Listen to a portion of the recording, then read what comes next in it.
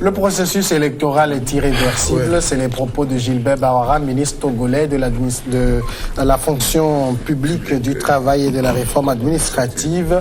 Et on sait que le Togo est entré dans ce processus depuis plusieurs mois. Déjà, l'aboutissement, c'est le jeudi prochain, le 20 décembre. Jusqu'ici, Adam Adjonou, rien ne semble perturber ce processus-là. Mais bien évidemment, rien ne peut même perturber le processus. C'est affirmatif. Oui, tout à fait. Parce que vous savez, il fut un temps où, disons, l'opposition ou les adeptes ceux qui sont contre le 20 décembre avaient confondu entre-temps, disons, l'arbitre au gouvernement. Parce que, quoi qu'on dise, c'est vrai qu'il y a la CEDEAO, mais le gouvernement togolais a toute cette primauté et la loyauté de décision dans le pays. Et aujourd'hui, lorsque vous voyez un peu l'évolution, moi je pense qu'il faut faire un peu la sommation de tout ce qui est mené depuis l'installation du dialogue jusqu'au jour d'aujourd'hui. Vous allez constater que le gouvernement est toujours resté dans sa bonne foi de pouvoir faire des concessions et de pouvoir amener l'opposition à des gains, ce que d'ailleurs naturellement l'opposition a eu. Mais vous allez voir qu'à la suite, il y a eu toujours des résurgences qui font croire que réellement les gens ne veulent pas aller aux élections. Et c'est ce qui est fait aujourd'hui. Et malheureusement, le pouvoir a pris en toute responsabilité et en toute dignité d'ailleurs même la décision de pouvoir aller à ce 20 décembre-là. Et c'est ce qui est fait aujourd'hui. Alors, finalement, Abel Koussé, c'est le ministre Bahara qui, jusqu'aujourd'hui, nous sommes le 14, qui semble avoir raison. Bien évidemment, je me rappelle qu'il y a un peu plus d'une semaine, un jour, je disais que depuis un certain temps, je constate que ce brillant ministre, que j'affectionne particulièrement, quand il dit une chose, on constate que c'est le contraire qui se passe.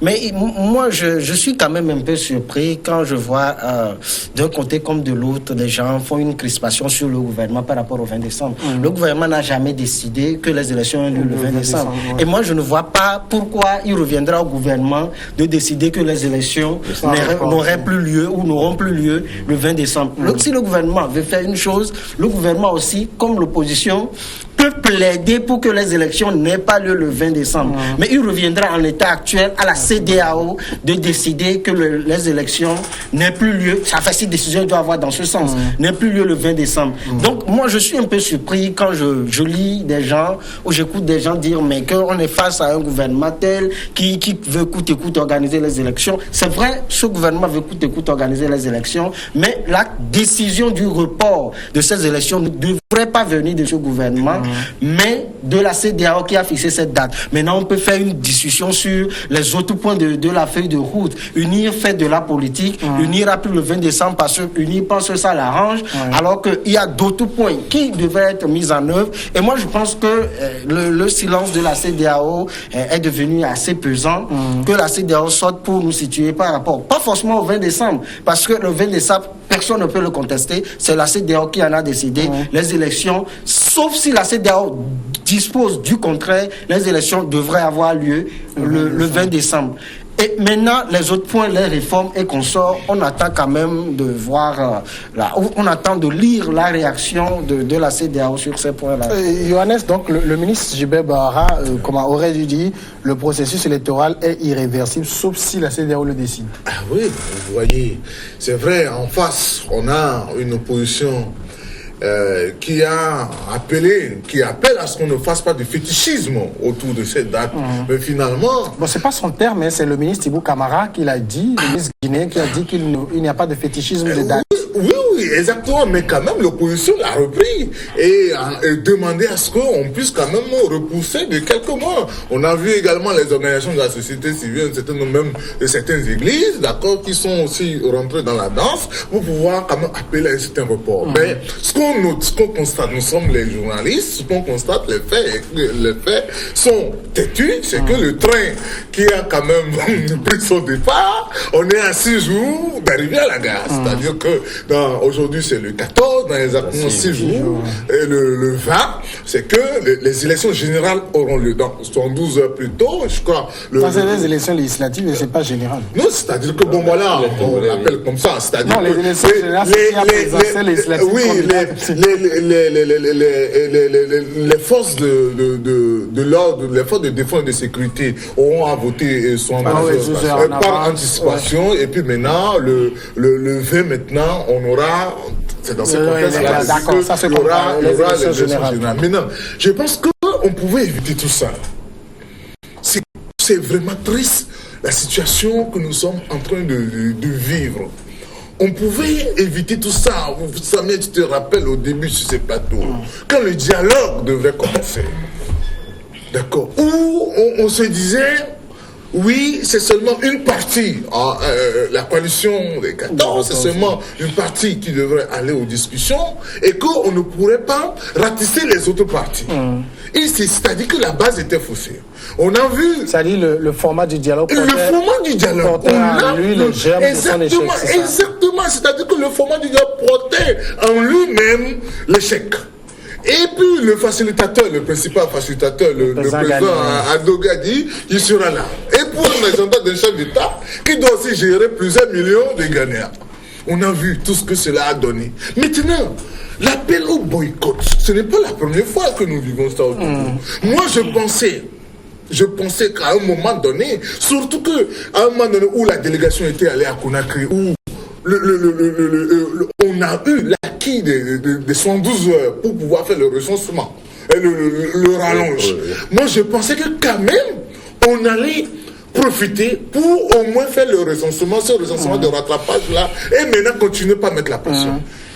Quelle a été la surprise générale que les 3 jours-là qui ont été acquis devant le président Condé, on a encore appelé à boycotter. Alors, qu'est-ce qu'il faut faire? Sauf le MCD. Sauf le MCD qui, à un moment donné, vous voyez la situation, vous voyez les dangers venir, et c'est désolidariser du groupe. Alors, où est-ce qu'on en est aujourd'hui? On en est à une étape où les élections auront lieu sans la coalition des 14. Alors, Adam Adjouanou, ce que dit la coalition des 14, c'est que cette élection du 20 décembre ne va pas résoudre la crise actuelle.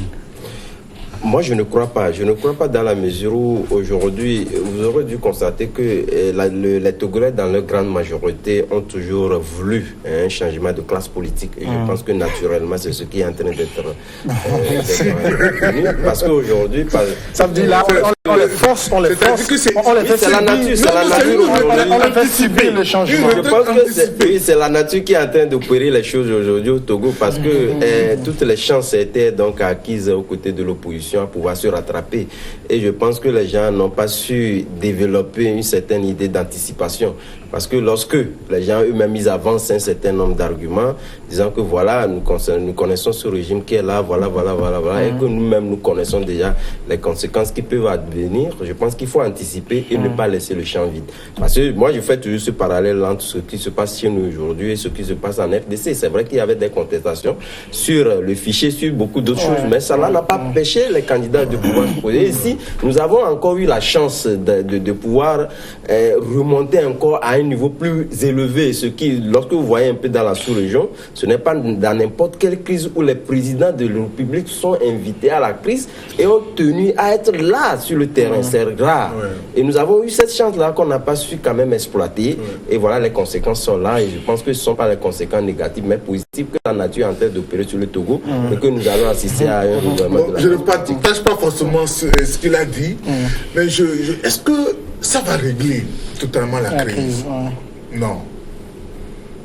D'accord. Ça, soyons francs. C'est qu'on fera les élections le 20 décembre, mais on aura toujours les gens dans la rue.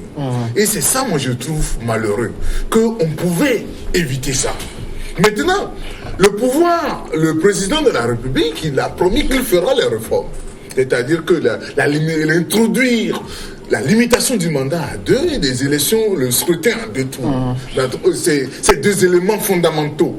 Donc je crois que la nouvelle Assemblée nationale, qui sera élue au lendemain qui sera installée au lendemain du 20 décembre, va rapidement se pencher sur ces réformes-là qui seront opérées.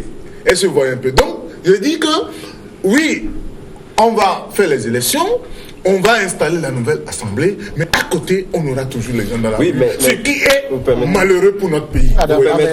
On va écouter Abel. Oui, mais sur la question, tout en comprenant les deux amis, je m'étonne qu'on puisse penser, notamment, pas Johannes, Adam, un seul instant que la non-participation de la coalition à cette élection, ou l'organisation de cette élection, comme par enchantement, va résoudre la crise que nous connaissons. Il faut dire que la crise, en fait, ce dont parlent les acteurs, ce sont les réformes. En fait, ce dont ils parlent. Nous, on ne va pas parler on ne parlera que de la face visible de l'iceberg. Ce sont les réformes. Et la question des réformes, les élections, ni les élections de 2007, ni les élections de 2013, je parle des législatives, ne l'ont pas résolu. Je ne vois pas pourquoi les élections de 2018, comme par bagage magique, vont régler cela. Plus, quand il parlait de renouvellement de la classe politique, c'est pas la première fois que l'opposition, en fait, telle que connue, l'opposition la plus populaire, ne participe pas aux élections législatives au Togo. Et ça dit que quand c'était produit, il y a eu un renouvellement de la classe politique. Le renouvellement de la classe politique ne se décrète pas. En réalité, c'est un processus. Restons dans le contexte, je donne le cas Tipi Atchadam. Mais il fut de cela 3 ans qu'il le connaissait.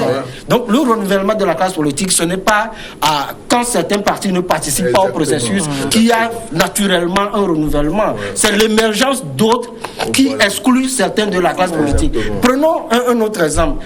Il y a eu le livre mais qui était basé sur l'interview de Laurent Koudjo-Gbagbo qui est apparu cette semaine, je crois, où Gbagbo n'a pas exclu un retour en politique. Est-ce à dire que là aussi on doit dire non, Gbagbo, tu ne dois plus revenir parce qu'il faut un renouvellement. S'il y a d'autres leaders qui émergent au point de porter de l'ombre à Laurent Gbagbo, il va comprendre le message et se retirer tout simplement. C'est comme ça se passe en politique. Le renouvellement de la classe politique, ça ne se décrète normalement, ça veut dire qu'au Togo, Tipi Atchadam était un message pour d'autres pour qu'ils aillent aux oubliettes.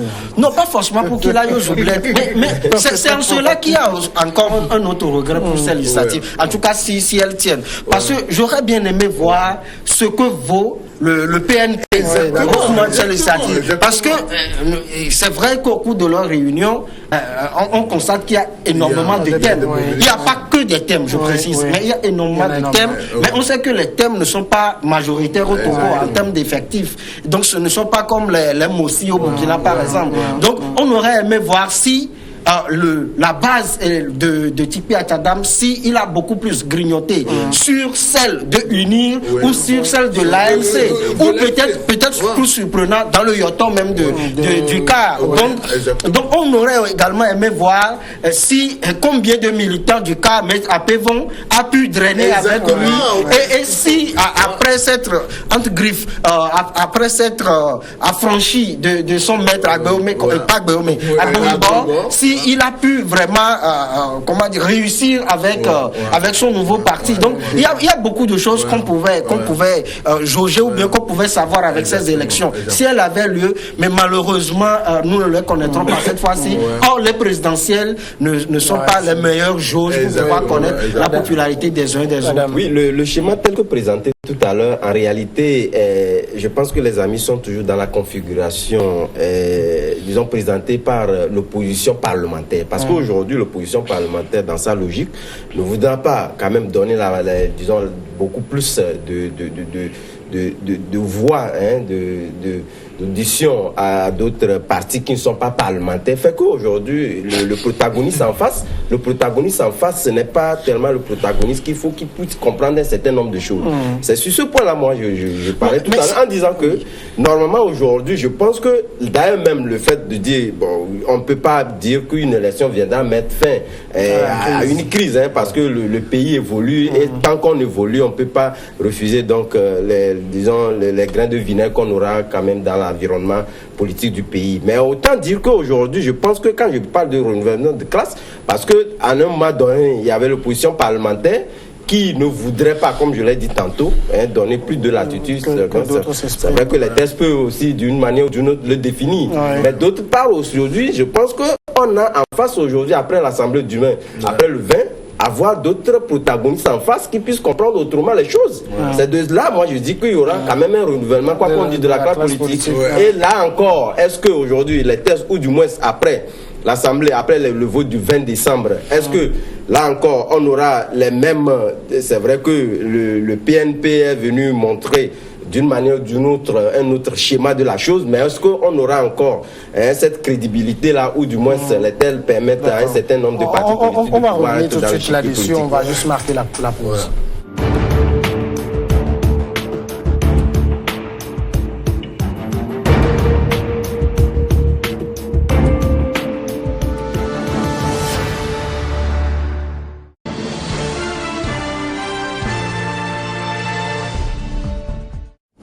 À la une de l'actualité, l'épidémie d'Ebola en cours dans l'est de la République démocratique du Congo a fait plus de 300 morts, selon les autorités sanitaires ce vendredi.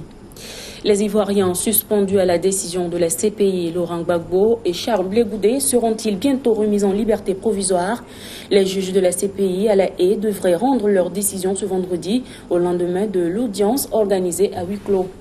Également dans l'actualité, la France a besoin de calme, d'ordre et de retrouver un fonctionnement normal, selon le président français Emmanuel Macron à Bruxelles, à la veille d'une nouvelle journée de mobilisation des Gilets jaunes. À Strasbourg, le marché de Noël a de nouveau rouvert ses portes ce vendredi. Le principal suspect de la fusillade, Chérif Chekat, a été abattu jeudi soir par la police. Mesdames, Messieurs, restez en compagnie de New World Info.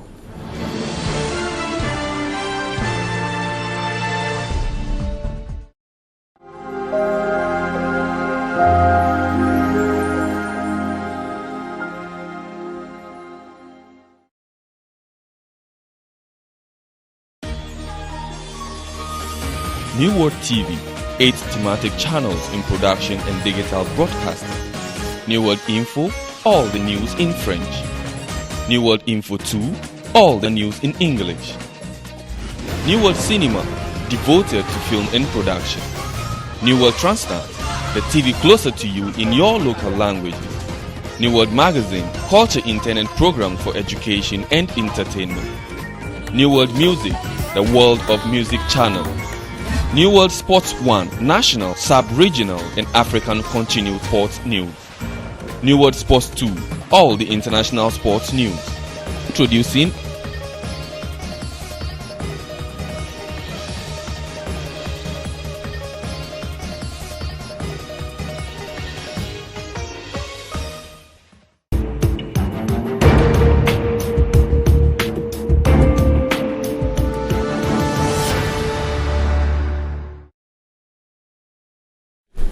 Le processus électoral est irréversible, c'est ce dont nous parlons et la position d'Adam Abel allait réagir, c'est pour dire que pour lui, puisque ceux qui sont à l'Assemblée empêchent d'autres de s'exprimer, du moment où ils vont être balayés, d'autres voix pourront s'exprimer. Oui, je m'étonne que Adam s'étonne que les partis parlementaires empêchent les partis extra-parlementaires de s'exprimer. En fait, nous ne sommes pas à l'église, il faut prendre ça comme une idée pour que l'autre vienne prendre. Nous sommes en politique. Et c'est en cela que je m'étonnais aussi tantôt que les gens s'étonnent que UNIR ne veut pas arrêter l'organisation des élections. Nous sommes en politique. Il ne revient pas à UNIR. C'est cynique ce que je dis, mais c'est ça la politique.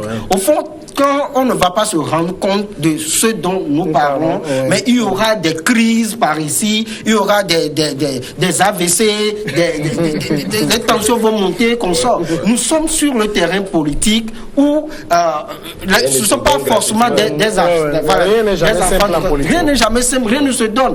Les choses s'arrachent, parfois de manière plus élégante que chez d'autres. Mais nous sommes en politique. Et quand vous prenez, par exemple, la composition de la C14 telle que obtenue au sein de la CENI, vous verrez que il y a mais le nom demeure, voilà, un peu comme Cap 2015. Mais vous verrez que il y a pas un parti comme le parti des Togolais, il y a pas un parti comme le parti du notaire Maître Tassouna. Il y a plusieurs partis qui étaient vieilles, qui étaient j'ai envie de dire de tous les combats, que ce soit en 2010 avec l'autre, le front, il y avait un front, le FRAC Voilà, le FRA, que ce soit collectif Sauvons le Togo.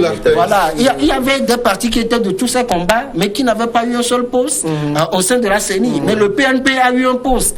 Et cela n'a pas suscité de contestation, en tout cas pas ouverte au sein des autres membres. C'est pour dire qu'en politique, les choses s'arrachent. En politique, c'est une question de représentativité. C'est ce que vous faites. La plupart de ces partis extra-parlementaires, prenons un parti en 2013, le CLE, c'était pas un parti en ce moment. Mais aujourd'hui, qu'est-ce que le CLE représente? Qu'est-ce que CLE a fait sur le terrain pour pouvoir s'imposer? En temps, il y avait eu un rapprochement avec CAP 2015 et tout, mais après, plus rien. Donc, c'est pour dire qu'en réalité, pour pouvoir s'imposer dans le landerneau politique, il va falloir exister, certes, mais il va falloir se déployer. Et quand vous ne vous déployez pas, n'attendez pas à ce que les autres laissent leur place pour vous. C'est juste ce que j'ai voulu dire.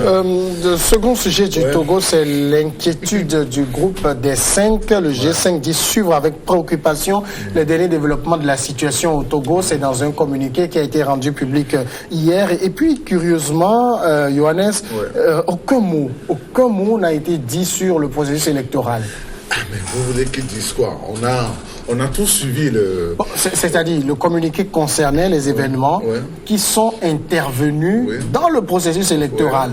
Et c'est mort, c'est parce qu'il y a eu des gens qui demandent l'arrêt du processus, mais le communiqué ne dit pas un mot du processus électoral. Oui, on a tous suivi. D'abord, le gouvernement s'est entretenu avec le G5, c'est-à-dire que le groupe des 5 ambassadeurs, des représentants les chancelleries occidentales qui sont dans notre pays. Le gouvernement a fait un devoir d'explication.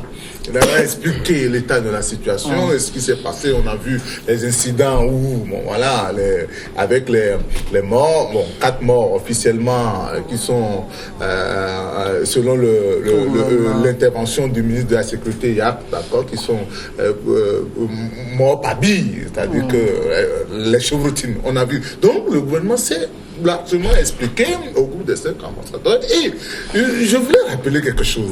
Vous savez, le calendrier électoral, comme on l'a toujours dit ici, les gens savaient qu'on doit aller aux élections.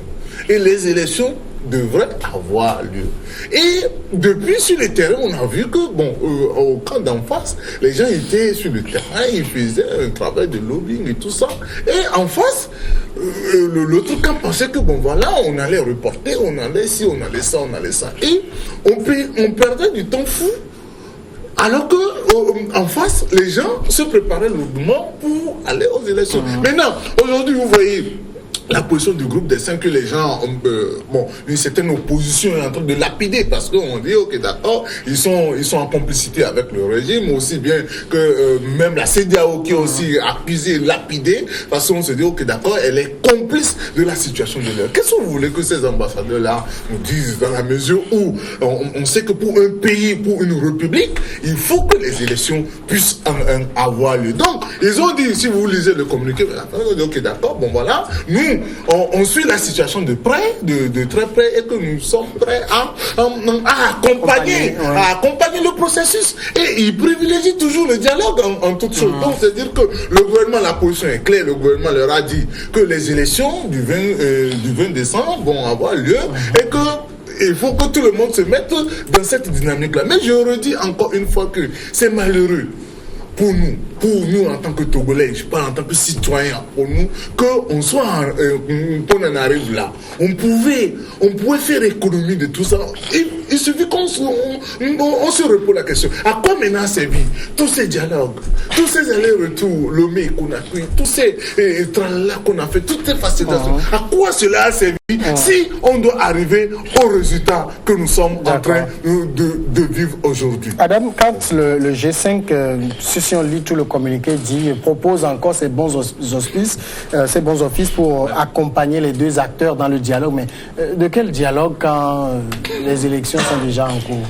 Vous savez, la démarche des groupes des 5, moi je pense que c'est une démarche qui ne devait pas susciter de controverse au sein de la population, surtout togolaise. Parce que c'est pas du tout leur rôle de pouvoir intervenir, ou du moins de proposer un quelconque report de ces élections. C'est pas du tout leur rôle. Dans la mesure où il y a un chef de file de cette démarche-là qui est connu de tous, et qu'il n'y a pas d'institution internationale, parce que les chancelleries aujourd'hui dans nos États en ont pour quelque chose, parce qu'ils sont des témoins avisés de cette crise-là, parce qu'ils l'ont vécu entièrement depuis le début jusqu'au jour d'aujourd'hui. Et si éventuellement ces grandes nations, ces États-là pouvaient donc advenir, je pense qu'ils prendront exemple au niveau de ces chancelleries-là pour prendre des décisions qu'il faille. Mais aujourd'hui, comme je le disais tantôt, c'est pas du tout leur rôle, parce qu'il appartient à la CEDEAO, comme l'Union africaine d'ailleurs ne peut pas aujourd'hui venir péricliter la demande de la CEDEAO et donc s'inviter dans le débat togolais et imposer quoi que ce soit. Il faudrait quand même partir de la position de la CEDEAO. Je pense que c'est ce qu'ils sont en train de faire, et c'est logique, et ce qu'ils sont en train de faire. Et aujourd'hui, c'est parce que nous avons la coalition qui cherche aujourd'hui le salut partout, et je pense qu'au fil des jours, les jours avancent à grands pas, et les gens commencent par se désillusionner, parce que c'est vrai qu'ici il y a des sceptiques qui continuent pas à garder espoir qu'il y aura une certaine, un certain report de ces élections-là, ce que moi je ne crois pas, parce que aussitôt, lorsque la campagne avait commencé, c'est vrai que moi j'ai abordé un certain nombre de jurys pour savoir si éventuellement, c'est vrai que le Togo est dans un contexte un peu particulier où la CEDEAO peut à tout moment mettre fin, mais ils ont clairement dit que lorsque la campagne, jusqu'à la veille de la campagne, on pouvait autoriser à la coalition de toujours déposer sa candidature, mais à partir du moment où la campagne a débuté, c'était plus possible, et que je pense que le vin tiré, il faut le boire.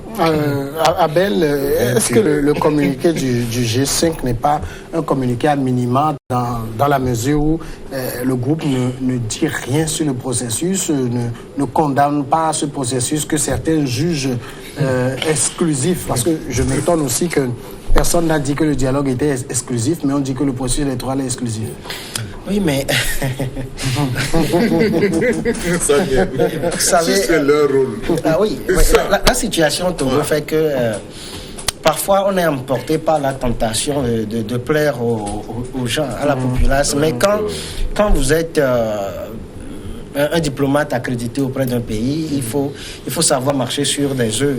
Et si même le groupe des 5 voulait d'un report, ce n'est pas à travers ce communiqué-là, mais ce groupe va le signifier aux représentants du gouvernement qu'il a eu à rencontrer. Maintenant, tantôt je le disais, même UNIR peut plaider pour un report des élections, mais ne devrait pas décider du report des élections. UNIR peut plaider pour ça. Le gouvernement peut plaider pour un report. Si le gouvernement plaide, naturellement que ça va aller vite. Le gouvernement ne peut pas plaider pour un report, et la CEDEAO va dire, voilà, et la CEDEAO va dire on ne reporte pas. Si c'est ainsi, c'est parce que le gouvernement également tient. Mais il ne revient pas en principe au gouvernement de dire le 20 décembre, il n'y aura pas d'élection. De même, s'il en est ainsi du gouvernement, ça se passe sur son territoire, je ne vois pas pourquoi c'est au G5, au groupe des 5, de demander un report.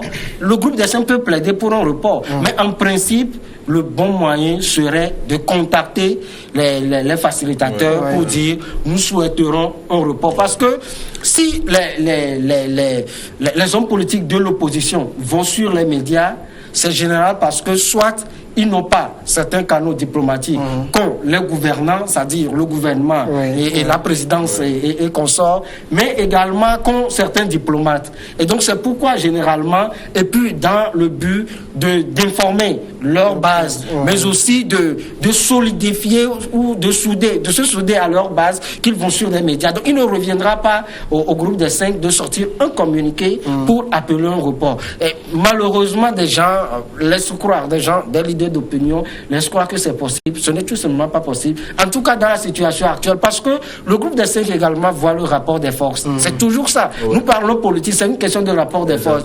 Je ne le souhaiterais jamais pour mon pays. Mais s'il arrive, pas extraordinaire qu'il y a par exemple 2 millions de Togolais dans les rues, 3 millions de Togolais dans les rues qui demandent un report et que ça menace la paix de la nation, vous verrez que le groupe des 5 peut sortir pour dire il vaut mieux reporter, mais là il va plaider pour un report et non décider pour un report. À l'état actuel des choses, naturellement on ne peut pas... Alors, Johannes, est-ce que ça veut quand même dire que, parce qu'on a eu aussi un certain nombre de leaders religieux qui sont sortis, notamment... Monseigneur Podro, il y a eu les cadres musulmans et tout. C'est des gens qui prêchent dans le désert? Mais bon, c'est vrai.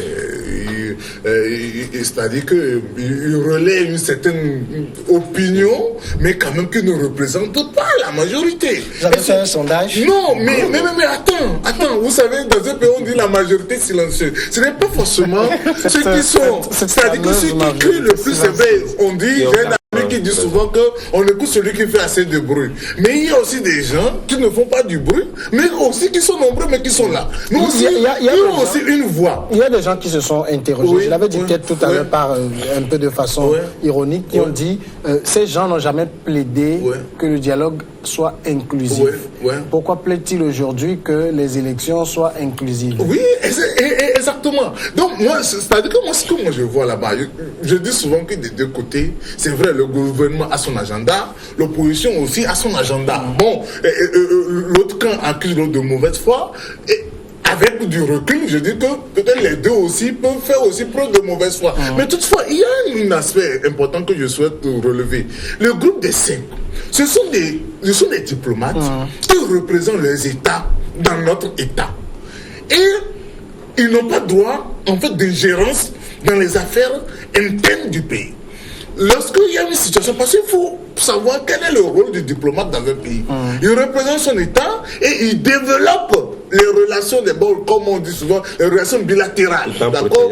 Exactement, tout en protégeant les intérêts de son pays. Maintenant, par exemple, si nous prenons par exemple l'ambassadeur de France, des États-Unis de l'Allemagne, c'est-à-dire qu'il est là pour protéger les intérêts de son pays au Togo. Maintenant, tant que l'intérêt là n'est pas touché, qu'est-ce qu'il va dire? Maintenant, si par exemple la situation devenait, comme il a dit, explosive, ou c'est vraiment grave, il y a d'autres canaux. C'est que les informations sont remontées à leur pays. Situation explosive, grave, ça veut dire quoi? Qu'il faut combien de morts d'abord? Non, mais on ne peut pas dire. On peut pas dire ici qu'on va avoir le génocide comme on l'a vu au Rwanda. Non, personne ne souhaite ça pour le Congo.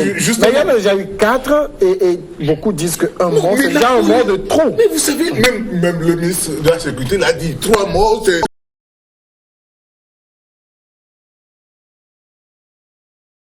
De quel côté se penche la balance? Est-ce que, par exemple, après l'analyse que ces chancelleries ont fait, est-ce que, par exemple, aujourd'hui, le gouvernement, les garanties, les signaux que le gouvernement envoie, ça leur rassure que le 20 décembre, les élections, il va y rien avoir. Maintenant, une fois qu'ils tirent leur conclusion, c'est que, bon, voilà, ils vous disent qu'ils accompagnent le processus. En fait, c'est ça. D'abord, oui.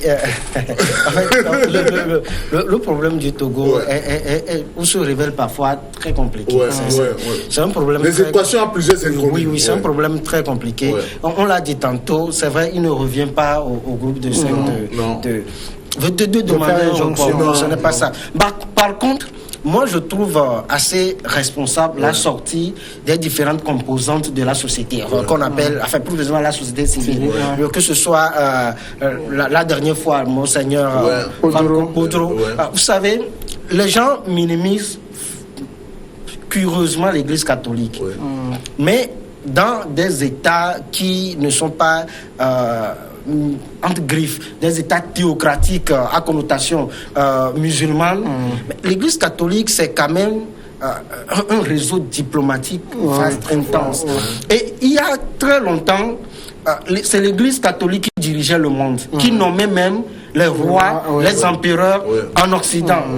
Et cela Enfin, ils expliquaient cela par le fait qu'il est inconcevable de penser que celui qui reçoit les confessions soit inférieur à celui qui vient se confesser à lui. Et donc le roi vient se confesser au prêtre, c'est-à-dire même au pape. Donc il va de soi que le prêtre, le pape soit supérieur au roi. Nous ne sommes pas, je le dirais heureusement, nous ne sommes plus dans cette logique. Moi, je suis pour qu'il y ait une séparation du temporel et de l'intemporel. Je le dis souvent à mon ami Duclé. Donc il va falloir qu'il y ait cette séparation. Dieu merci qu'il y a ça. Mais cela n'a pas drastiquement diminué la capacité d'information, voire même d'investigation de l'Église catholique. Et souvent, quand l'Église catholique sort, il peut y avoir des manipulations. Ils sont tous des humains aussi là-bas. Mais quand l'Église catholique sort, c'est parce qu'il y a eu certaines informations. Et en principe, on ne devait pas minimiser cette sortie de l'Église catholique. Bon, maintenant, j'ai eu à lire le ministre Bahara qui aurait dit, parce que c'est sur les réseaux, ça peut aller, même si c'est pas des canaux en fait respectables, qui aurait dit que le Franco Kodjo voilà, par rapport à la conférence nationale et consort. Mais je pense que à tout regarder dans le rétroviseur, on risque de cogner des choses devant. Allons devant, considérons ce qu'il a eu à dire. S'il y a des parts de vérité dedans, on les retient. Abel, il y a quand même un hic et que relèvent beaucoup de personnes, c'est que tous ceux qui font des sorties, puis sont des leaders religieux respectables, c'est que tous tirent à boulet rouge sur le pouvoir comme si l'autre camp, il n'y avait rien de répréhensible. Oui, c'est ce qui devait plutôt étonner. Il fut un temps, il y a de cela à peine 5 ans, tous ceux qui sortaient, on disait, la plupart de ces activistes qui se réclament de l'opposition disaient qu'ils sont tous corrompus. Mais si aujourd'hui, on donne l'impression qu'ils ne tirent que sur le gouvernement, alors qu'hier, on pensait qu'ils tirent sur l'opposition, il va falloir que ces personnes, en fait, les têtes pensantes qui sont du gouvernement s'asseyent ou se réunissent pour réfléchir, pour dire, mais pourquoi est-ce que en un rien de temps, en quelques mois, ça a changé ainsi? Et ils doivent trouver la réponse. S'ils trouvent la réponse et qu'ils veulent toujours rester au pouvoir, c'est à eux de trouver les remèdes nécessaires pour pouvoir juguler ce mal. Abel, maintenant par rapport au groupe des 5, bon, enfin, de façon plus étendue, le rôle même des chancelleries, est-ce qu'il n'y a pas une sorte de comment dire, d'hypocrisie? Non, hypocrisie, non. Vous savez, si vous parlez, c'est tout comme si intentionnellement, je pense que c'est des gens qui fonctionnent sur des textes et qu'il y a des dispositions particulières qu'il faut respecter. C'est vrai qu'ils ont personnellement leurs opinions qu'ils ne peuvent pas exprimer compte tenu du droit de réserve. Le diplomate a le droit du silence. Tout à fait. Donc, ils ne peuvent pas exprimer. Si là, ils n'ont pas intérêt à pouvoir s'exprimer personnellement, je pense que c'est sur la base des dispositions disons, diplomatique qui relie les deux pays. C'est sur cette base-là. Mais ce que je voudrais dire aujourd'hui, la sortie des confessions, de tout. Faut pas quand même, je pense qu'il ne nous appartient pas aujourd'hui de faire un peu, disons, l'équilibre de ces forces-là. Je pense que leur sortie participe à une certaine parallélisme qu'on a connu par au niveau des conséquences qu'on a connues, surtout au début de cette crise-là au Togo. C'est vrai qu'on a assisté à un certain nombre de conséquences que si vous convenez, l'État essaie un temps soit peu par contenir, ce qui fait qu'aujourd'hui, la massification, la densification qu'on a connue au niveau de la sortie de la population, on n'a plus connu ça par la suite. Je dirais que par l'avenir, l'État, du moins le gouvernement togolais, compte avoir les remèdes nécessaires pour pouvoir permettre à la population de ne plus connaître ces années ou bien ces moments sombres qu'on a connus par le passé. C'est rien que ça, parce que si éventuellement on doit, après le 20, et que les gens doivent toujours appeler aux journées mortes et aux journées de manifestation. Et comme on sait les conséquences pour l'économie. Pour l'économie et puis les conséquences qui en viennent, et la population est chez elle, n'arrive pas à sortir. Je pense que c'est par rapport à cela que les groupes, les confessions sortent et disent que voilà, il y a danger devant. Mais je pense que au-delà de toutes ces considérations-là, il faut aussi tenir compte des textes. Parce que ici, nous sommes dans un contexte particulier et que le Togo devait donc respecter un canevas qui lui a été indiqué. C'est ce qu'il est en train de faire. Non, en fait, tout en partageant la grande partie de Adam, je ne partage pas totalement sa chute. Les hommes ne doivent pas être faits, ou les hommes ne sont pas faits pour les tests. Ce sont les tests qui sont faits pour les hommes. Au moment où on sentait, par exemple, on parlait de moins 4 personnes qui sont mortes. Mais le ministre disait que 3 personnes, c'est déjà déjà trop. trop. Est-ce que, si c'est déjà trop, est-ce que la vie de ces 3 personnes-là n'est pas plus que le 20 décembre? Mais avant ces 3 personnes, il y a eu voilà, il y a eu d'autres personnes. Est-ce que s'il faut repousser, si, parce que nous sommes dans une situation, on peut repousser, mais curieusement, la C14 n'ira pas. On peut se questionner sur leur volonté de participer réellement. Mais si repousser ça va éviter les morts, je ne vois pas pourquoi est-ce qu'on va dire les tests, la CDA, on va refuser. Maintenant, la question de savoir si le groupe des 5 est hypocrite, ça m'a fait sourire parce que ça m'a rappelé. Pas exclusivement, pas de façon spécifique, mais les chancelleries en général. Oui, ça m'a rappelé un sujet de deuxième année Sciences Po que j'ai eu, puisque j'ai fait la science politique, on m'a soumis à cela. C'est le diplomate est-il un menteur? C'était, voilà, 3 heures. C'est un menteur diplomatique. Oui, est-ce que le diplomate est un menteur? Non, mais je pense que ce n'est pas tout que le diplomate doit dire. Exactement. Mais le plus important, on l'a vu dans la chute de Blaise Compaoré. Ils remontent toute l'information à leur pays.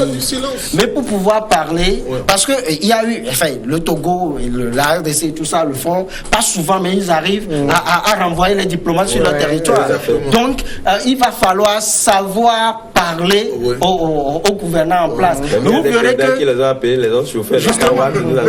Justement, mais vous verrez que si c'est l'opposition qui est en faute, mais ces diplomates-là, qu'on dit oui, ils sont des diplomates, ils ont un langage diplomatique, mais n'hésitent pas à sortir l'artillerie lourde ou tirer sur l'opposition. Donc c'est dire que quelque part, on l'avait dit tantôt, c'est une question aussi de rapport de force à leur niveau, mais de protection de leur intérêt. Qui d'autre? Prenons par exemple les États-Unis. Laissons la France passer à cause de notre histoire, le passé colonial. Mais qui d'autre que le gouvernement de Faure Gnassingbé, entre deux, le gouvernement et la C14, qui plus que le gouvernement de Faure Gnassingbé pourrait protéger les intérêts américains actuellement?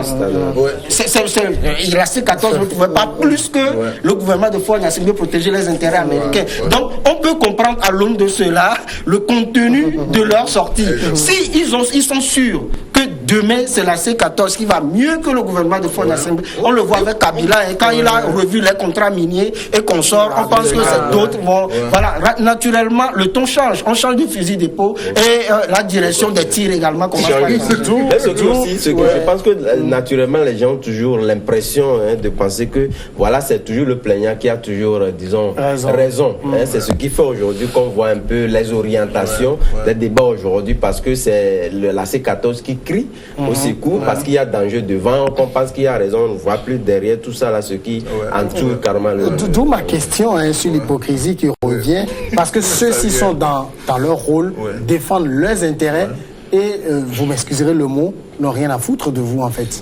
Oui, mais tu as déjà tout dit. Ils font quoi? Ils sont là pour garantir les intérêts de leurs États, pour protéger les intérêts de leurs États. Et comme Mabel l'a dit, à partir du moment où il y a un camp qui garantit, qui assure, qui envoie les signaux que vos intérêts seront assurés, mais pourquoi se mettre à dos avec ce camp? Mais ça a toujours fonctionné comme ça. Échanger. Est-ce que ça veut dire qu'en l'espèce, la C14 ne donne pas suffisamment de garanties? Mais voyons, au même moment où la C14 lapide la CEDEAO, lapide ces diplomates, vous voyez comment ces gens-là sont exposés tout le temps. C'est les manifestants. Vous savez, aujourd'hui, on parle de la mondialisation et d'un certain nombre de choses. On parle de la mondialisation. Vous ne pourriez pas aujourd'hui accéder au pouvoir si vous vous mettez à dos la communauté internationale. Vous devrez les rassurer. Vous devrez envoyer des signaux positifs à leur endroit. Vous devrez leur montrer que si vous arrivez là... Nous sommes indépendants. Ah mais attends, quelle indépendance? D'accord, que dalle. Est-ce que vous voyez? Donc, c'est tous ces éléments-là qui entrent en ligne de compte. Maintenant, bon, moi j'ai l'impression que parfois que j'écoutais un coach béninois qui dit une émission sur une télévision qui dit que nos leaders politiques d'opposition ont besoin d'être formés. On doit les coacher. Qu'il faut qu'on ait cherché du financement pour pouvoir les former à comment faire la politique. La politique, c'est un rapport de force. Il faut que les gens soient véritablement formés pour faire front à ce régime-là, qui a ses racines, qui a ses racines, 50 mètres sur terre. 50 mètres sur terre, et donc avec des têtes pensantes qui réfléchissent chaque seconde sur comment faire. De l'autre camp, on veut conserver le pouvoir, d'en face, les gens veulent prendre. Il faut que le plus rusé, c'est le plus rusé qui gagne la bataille. C'est clair. Oui, parlons d'intérêt d'abord. Il faut dire que nous ne sommes plus dans la période avant 1990, par exemple, où ces puissances réunies dans le groupe des 5 sont toutes puissantes, si je peux le dire. Aujourd'hui, l'Afrique est gagnée par la Chine, la Russie, et voilà, l'Inde et consorts, Israël. Et naturellement, si vous êtes trop dur avec le régime en place, vous perdez vos intérêts économiques. Donc, tout ça, ils en tiennent compte. Il y a aussi le fait qu'on disait tantôt, pour venir au pouvoir, il faut rassurer les partenaires. Prenons un exemple. On disait, oui, nous sommes indépendants. Mais la France est indépendante. Mais vous n'imaginerez pas un président français élu qui ne fera pas un premier déplacement en Allemagne. Donc il y a de ces relations-là qui font que, même en campagne, mais ils font déjà les yeux doux au chancelier ou à la chancelière qui est de l'autre côté. Parce que l'Allemagne est la première puissance économique de l'Europe. C'est tout simplement une question de relations, parce que en politique, les relations compte également beaucoup. Je m'en vais chuter pour dire, et c'est cela, parlant d'une certaine classe politique de l'opposition. Je comprends qu'ils n'ont pas les moyens, comme UNI par exemple, pour recruter des têtes pensantes et réfléchir. Les gens sont là 24 heures sur 24, sont payés pour ça, ils réfléchissent sur le parti. L'opposition n'a pas ça, mais il y a des choses élémentaires que l'opposition. Vous voyez quelqu'un qui se dit candidat ou présidentiable, qui n'a pas d'agenda politique digne de ce nom. Mais quelqu'un qui ne connaît pas où se trouvent les camps militaires, c'est vrai qu'il est là. Mais Samuel, à quoi servirait votre indépendance quand vous n'avez pas un carnet d'adresse bien fourni? Elle fonctionne, vous savez, les fake news qui sont sur les réseaux sociaux. On va rester là. Merci, Madame Machonou, Abel Koulissé. Merci à vous aussi de nous avoir suivis. Demain, c'est Le Monde en 7. Lundi, on revient sur le plateau.